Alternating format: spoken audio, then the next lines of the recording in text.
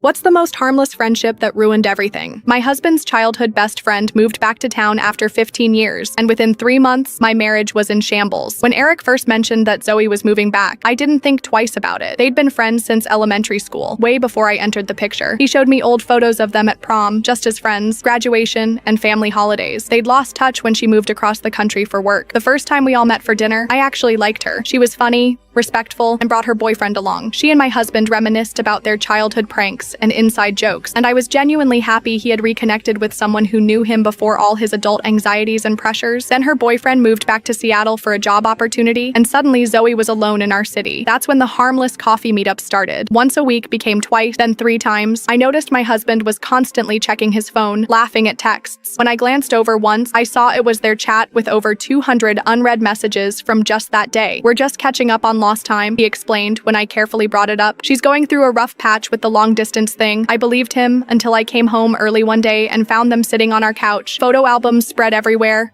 shoulders touching, his head briefly resting on hers as they laughed about something. They jumped apart when I walked in, and the look that passed between them made my stomach drop. "It's not what you think," he said later that night. "We've always been physically comfortable with each other. It doesn't mean anything." I tried to be the understanding wife. I really did. I suggested we all hang out together more often, but somehow those plans always fell through. Meanwhile, their quick lunches stretched to 3 hours. The breaking point came when I checked our shared calendar to plan our anniversary weekend and saw he'd marked himself busy on that Friday with a vague meeting. When I asked about it, he got defensive, then finally admitted Zoe had invited him on a day trip to visit their old hometown. "On our anniversary weekend?" I asked, my voice hollow. "I didn't realize," he said, but his eyes didn't meet mine. "I'll cancel." That night, I couldn't sleep. I did something I never thought I would. I checked his phone while he was in the shower. Their text thread was mostly innocent, but then I saw it. "Sometimes I wonder how different things would be if I hadn't moved away." Her message, sent at 1 a.m. 3 days earlier. His reply, "I think about that too, more than I should." When he came out of the bathroom,